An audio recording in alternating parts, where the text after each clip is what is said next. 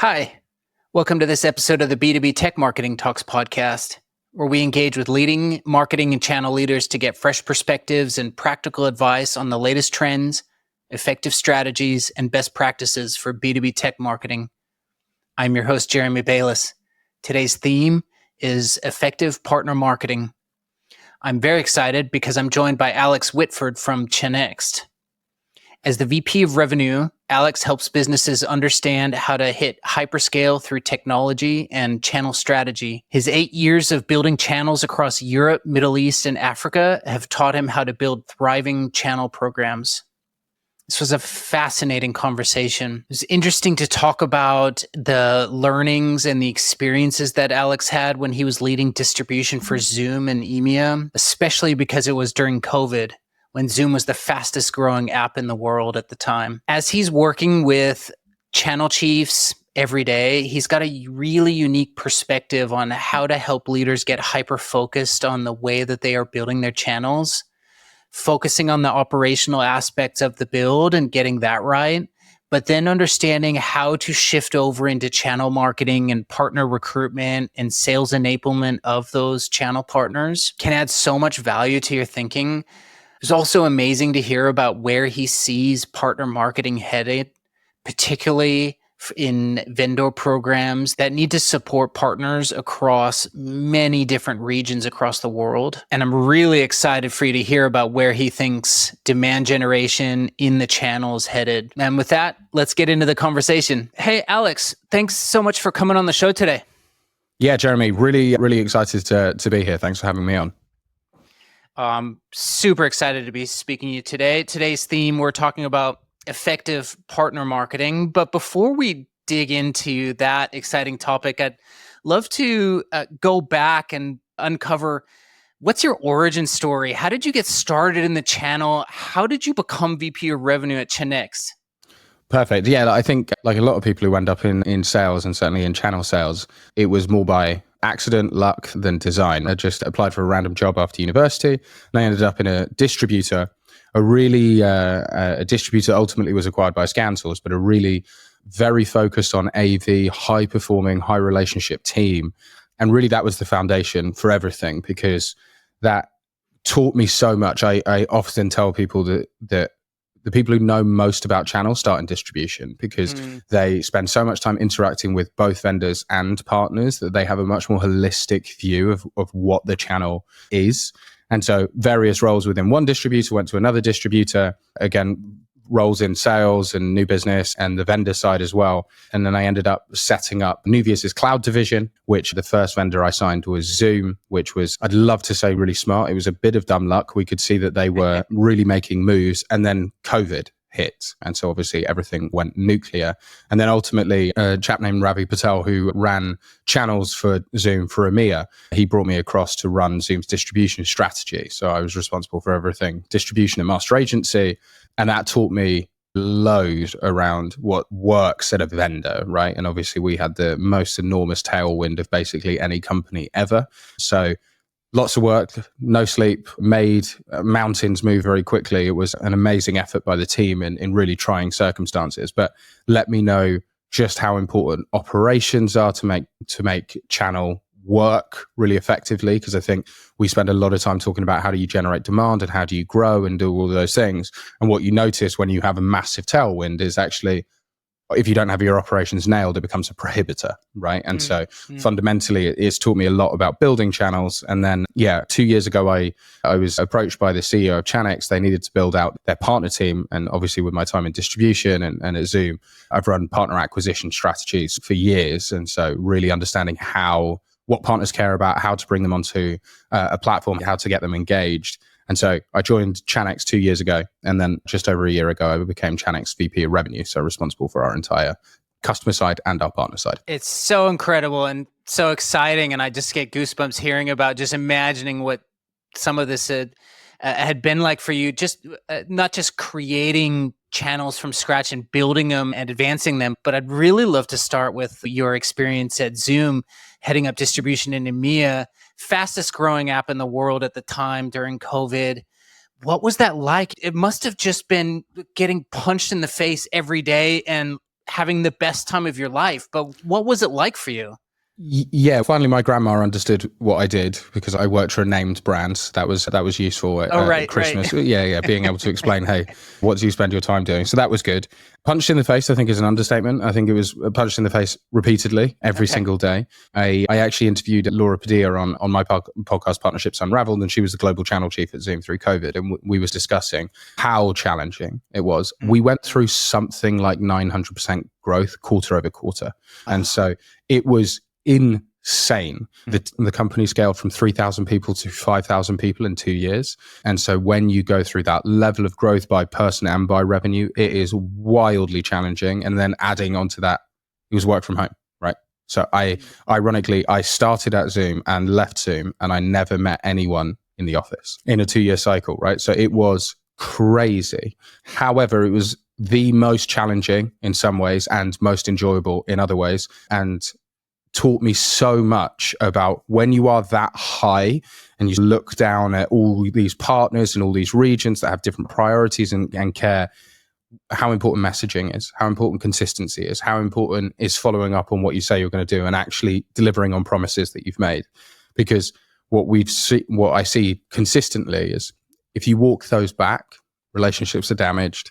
And those relationships take years and years to heal. So I think fundamentally it taught me about caring for the partner more than anything else, making sure that we do right by partners. And if you do right by partners, you're a long way there. Then they will do right by you. And so that's always the sort of, when I sit down with channel leaders and I see the ones that are really changing the game, they just have this obsession about customer and partner and getting that right. And the rest of it will just work itself out. And I think Zoom taught me that more than anything else. Yeah, incredible. I would just imagine that coming out of that process, that even your personal growth would have just been phenomenal, as you've seen and experienced so much that it's shaped your career from there, and the way that you're making decisions, your speed, the way that you're able to walk back if something's not working or course correct. It must have been such a transformative experience. Yeah, I'm a really big proponent of finding mentors who are way ahead of you, can guide you through. And luckily I've had a few that really taught me about ruthless prioritization. And that sounds obvious. Yeah, obviously focus on the things that really matter. But when your day-to-day comes, it doesn't actually land, right? You still get distracted by the things that are in front of you, or maybe the things that you enjoy doing more. And what you realize is the reason ruthless prioritization matters is when you turn the floodgates, when you open the floodgates, that's the only thing you can do, right? Because otherwise you're just going to drown. And so that really, now when I lead my sales team and we talk about what are we trying to deliver, how are we focusing on impact, I just know I've got this wealth of experience that sometimes I made terrible decisions because they were just in front of me. And what happens is it takes months to unwind them, right? It takes months to pull that back. And so really sitting down, slowing down, planning and executing in a way that you are hopefully extremely focused on where this is leading, not just, hey, the customer says they need this, or, oh, I've got an unhappy employee, right? It's about, okay, really pulling it back to what is going to deliver value for the customer or for the partner, and ensuring that we start there. I think that your background and your experience and the expertise that you've gained is such a resource to others. You're in front of channel chiefs all day, every day, by and through what you do. There's a lot of ISVs that are building channel programs, and you've built them yourself from the ground up. We tend to see a lot of them focus on the operational aspects first as they're building them. How are you advising them when the program is built and they need to shift over into, okay, we need to acquire partners, we need to enable partners, we need to market through partners? What's that process? What are you taking them through? So the first piece of advice I would give any channel chief is get your ops right first, right? So the channel's a long game. It's not a fast game. And so you're building channels to be successful in 2 years, yes, but you're building channels ultimately to be successful in 10 years, right? That's the whole motion. We see businesses now handing down their direct SMB business to channel because it's more profitable, more sustainable, both in terms of they generate more revenue, but also you don't have to hire hundreds of people to manage the customers. You can delegate that responsibility away, but you're not doing that for wins in Q4. You're doing that for wins in Q4 2027, right? So it's about that long-term vision. Ops is critical to making that. But then as you flow past operational excellence, right? How do we API order? How do we provision licenses perfectly? So you've got that foundation built. One mistake that I see almost everyone making is about 80% of partners that you onboard do basically nothing. And this isn't the Pareto rule. This is partners churning due to inactivity. And so that partner maturity motion to get them into self-sustainable, repeatable revenue, that is almost an afterthought to partner recruitment. And to me, that's the wrong order. We should be focused on recruiting less partners and ensuring a high conversion of partners through to success.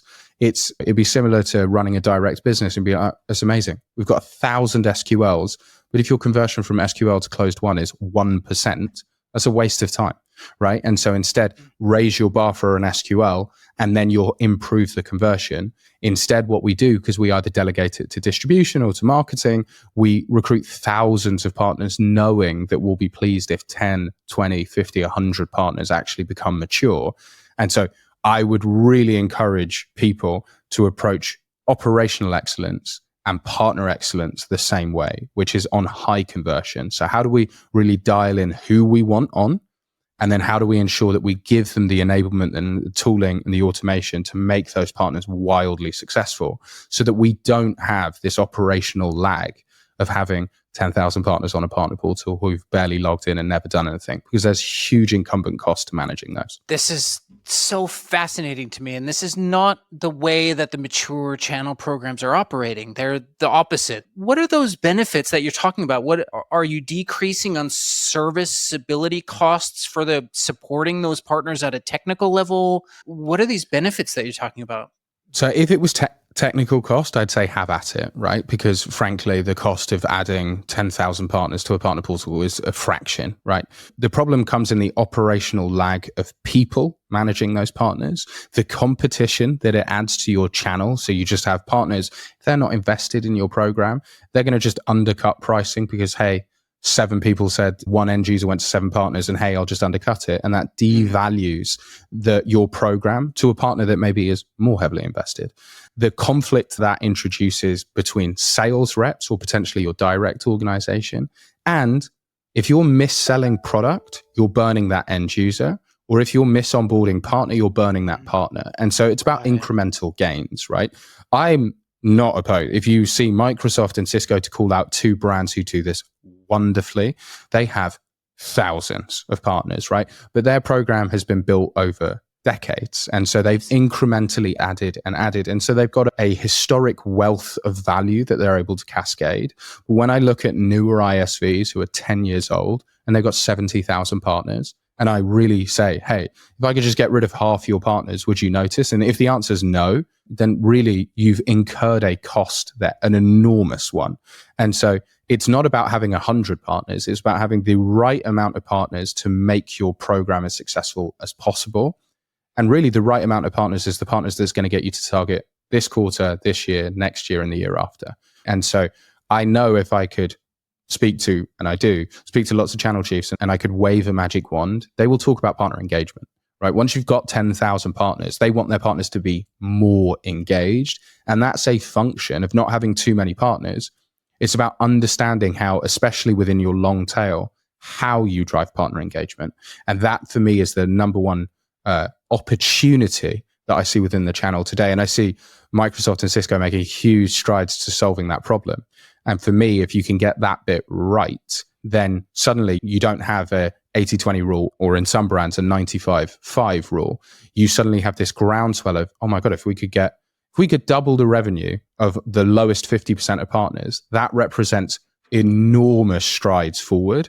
And that is hard to execute, but valuable to execute because you're turning that long tail on. Talking about partner marketing or partner enablement, the most common tactic we see is HQ loading up templated campaigns into a channel portal. You're talking about something different here, aren't you?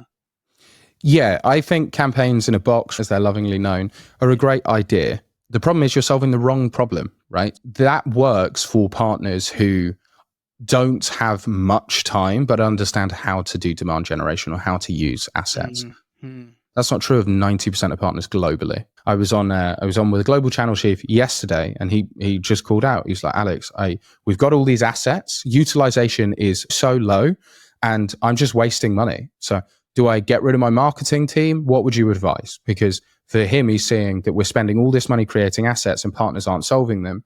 And I walked him through my sort of thought process, which is you're solving for the wrong problem. The reason partners don't use the assets is because most partners don't have marketing headcount, right? The average SMB partner in the US is 12 FTE. The average FTE required to have a marketing user is 49.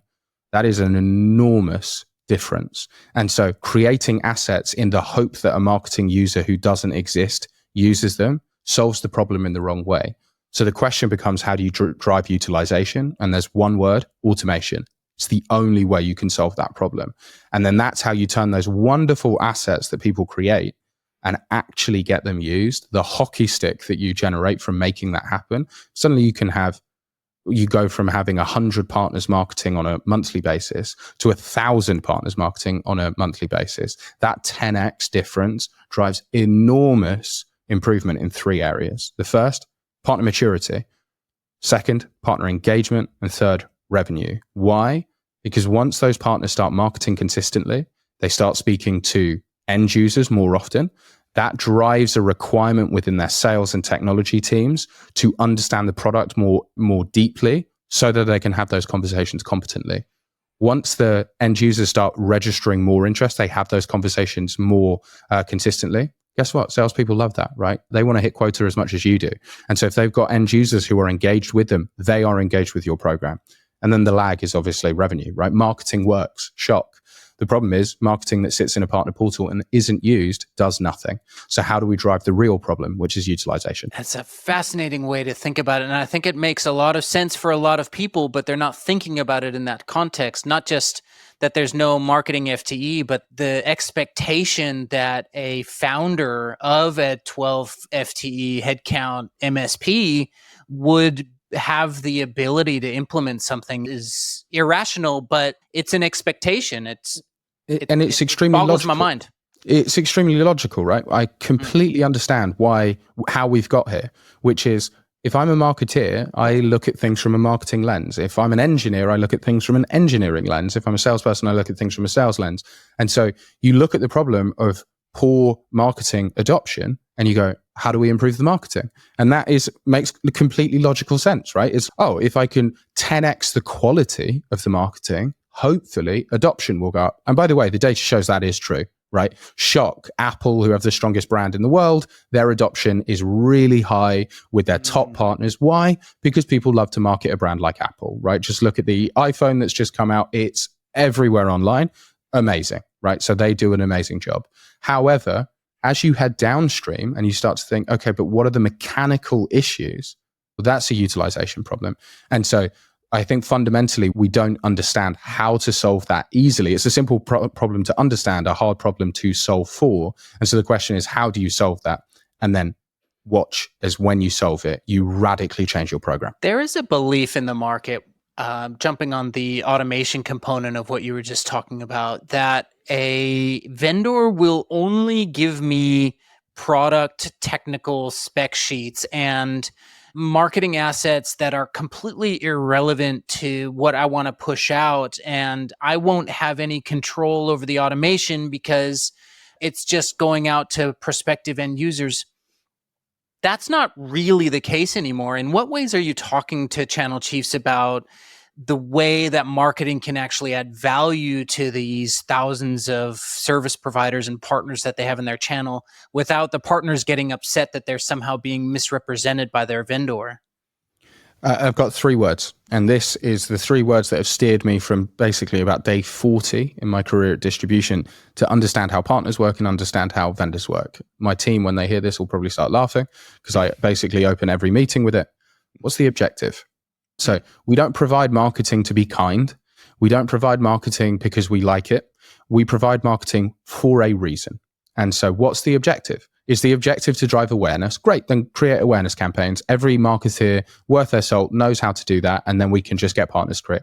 Is demand generation? That's different, right? It's a product story. And so fundamentally, the right marketing to give the partner aligns with the objective of you and the partner. And so when I speak to MSPs and they say, hey, Alex, we are struggling to generate demand. Cool.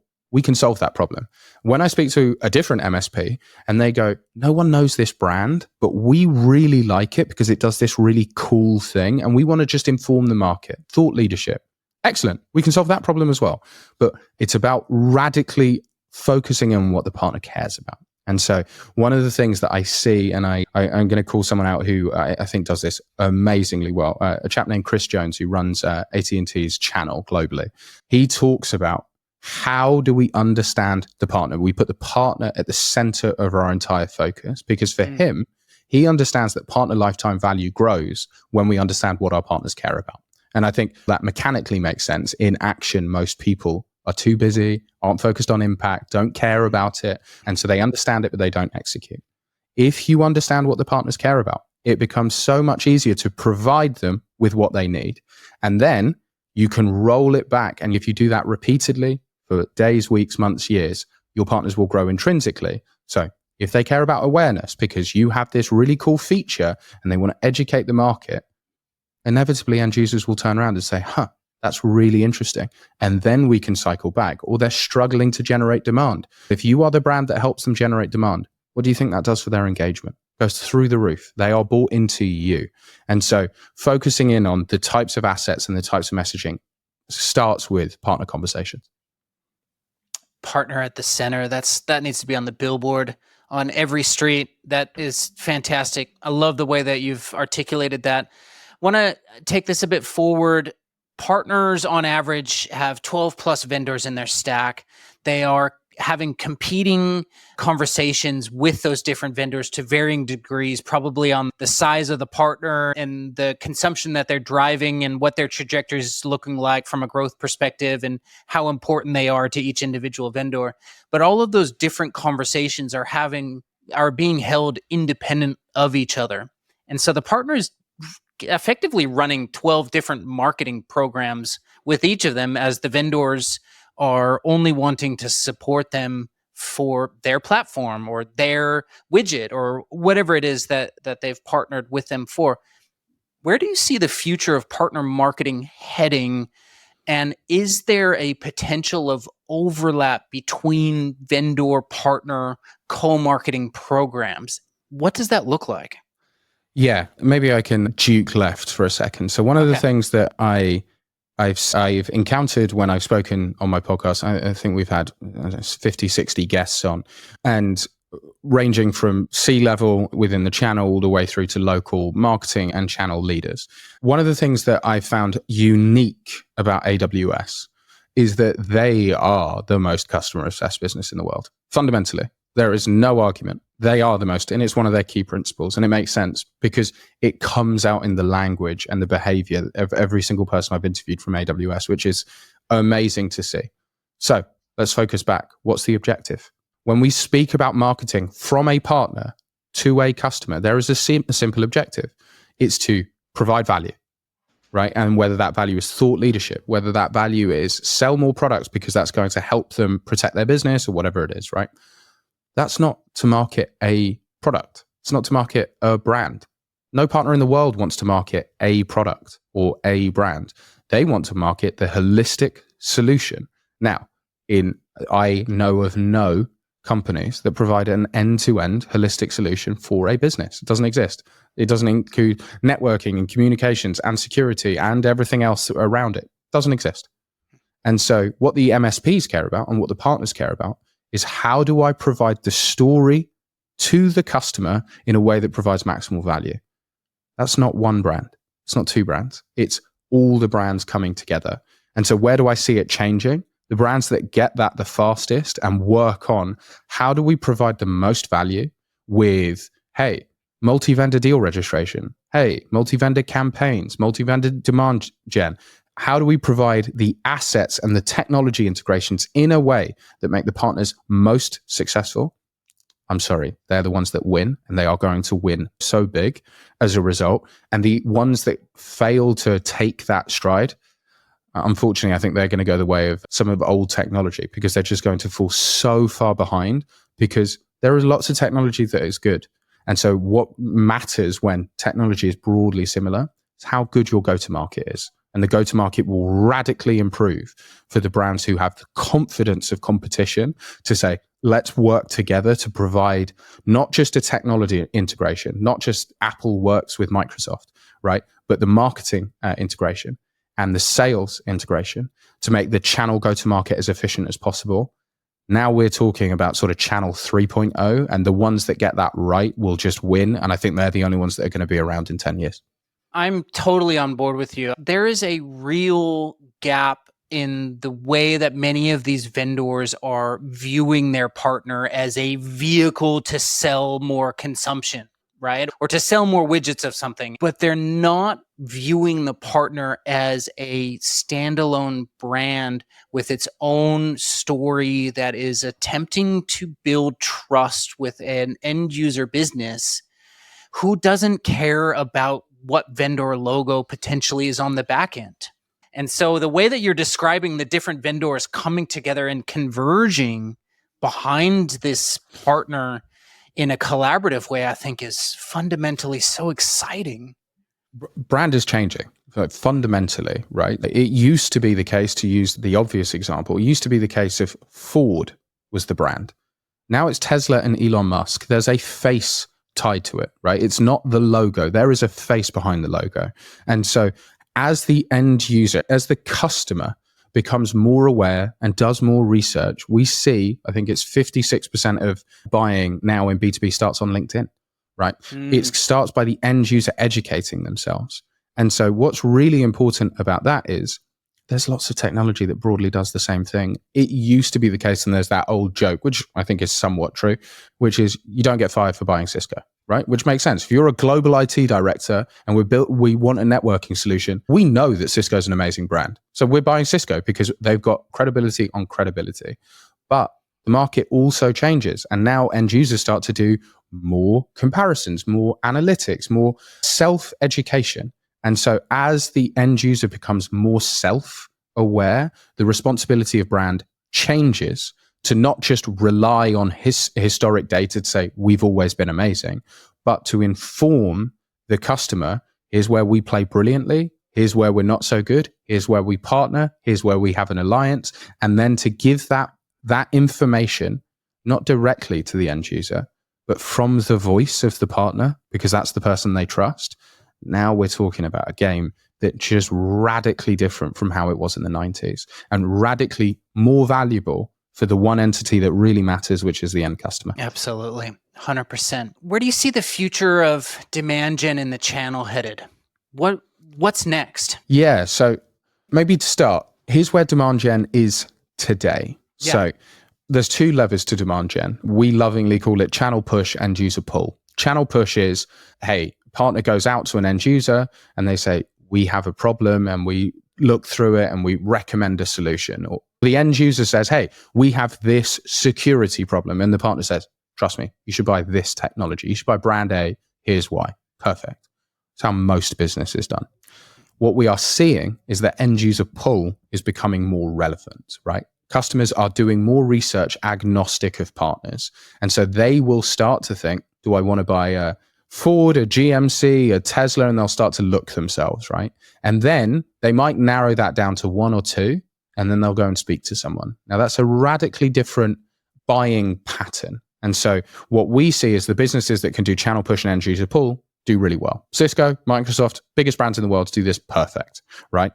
Now, having been the guy that was at Zoom through COVID, if you can get one of these, you want end user pull. Now, I'm not saying anyone should start a pandemic, but if you've got this influx of demand coming, then that's where you're going to win.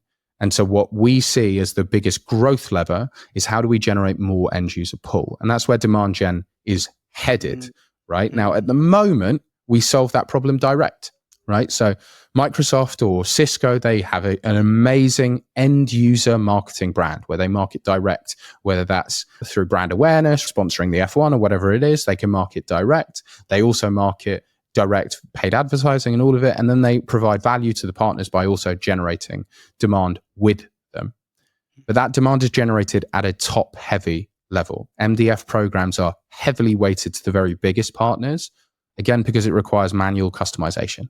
And so where I see the world headed is, unfortunately, I'm going to say AI and be really boring, like everyone who's talking about the future of the future. But AI is going to change the game because we can apply automation and AI to create customized multi-vendor content from the voice of the partner to generate demand.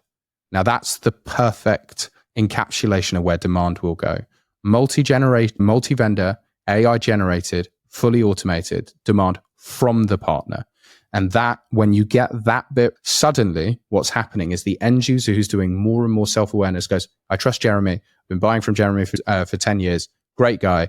Oh, and Jeremy's talking about this brand with this problem. That's exactly the problem I have. Perfect. I'm going to go and speak to Jeremy because he's the one I trust. That is a radical shift from where demand gen is done today. And ultimately, I think that's the only place it can and will go. Unfortunately, AI is the catalyst to drive that customized content together. But if you can make the marketing process as operationally automated as buying licenses are today, that's what will happen. We'll get this amazing transition into businesses being able to thousands of partners, hundreds of thousands of partners across the world, being able to market their own brand powered by these great vendors to customers that they already have relationships with. And in a blended multi-vendor approach. Correct. So the only way this works is multi-vendor, unless we get into a world where one vendor really can do everything. We are yet to see it. And I think the best example would be Apple, right? Apple, the iPhone, yes, they have Apple Maps, but they also have Google Maps, right? They have Waze. Why? Because as an user, you want a best of suite. I want the best individual things tied together into an operational process, which is why the App Store is an amazing piece of technology. The same will be true of end customers buying through B2B, right? I want operational efficiency, so it's really easy to buy, but I also want a cohesive story between the brands that I am buying, because that is the best for me as the customer. And what I've learned from AWS is you've got to get the customer value right, and then work backwards to the partner and work backwards to the program. And so that's why we see these marketplace technologies like AWS, Azure, GCP. How do we purchase via marketplace? Because that's operationally efficient. That's the best thing operationally for the customer. And then the value is the joint ISV integration from a tech perspective, but then also from a go-to-market perspective. And so that just ticks all the boxes in my mind for what the customer needs. And then if you have AI to smooth out the operational process of delivering that, then we're into a really good value-driven game. Yeah, and a seriously scalable game. Yeah, which the whole point of channel is hyperscale, right? We can do more by partnering than we can do alone. And that's not just because we ship boxes all over the world, so we need distribution and they stack them high and sell them cheap, and then the partners do the grunt work of installing. It's much more than that. It's about being the trusted advisor at scale in local language with local relationships, but with the power and the backing of the biggest technologies companies in the world, their assets, their collateral, their operational excellence. And then you have the best of both worlds, right? This division or democratization of go-to-market where we love buying from local partners. I buy from a local partner. His name's Matt. We go for beers every now and again. He's a really good guy. I trust him. And I know if I call him on a Sunday because I have a crisis, he will do something about it. That's the value that I want as a user. But I also really the slick branding and the technology of the biggest companies in the world. So how do you marry those two together? And if you get that, we're into an amazing position of value for everyone involved. It's exciting. It's so exciting. Amazing. Alex, this has been so fantastic. I feel like I've got a lot to process and reflect on based on the way that you see things moving and where it's all headed. Thanks so much for coming on the show. Jeremy, it's been an absolute pleasure. Thanks so much for having me on.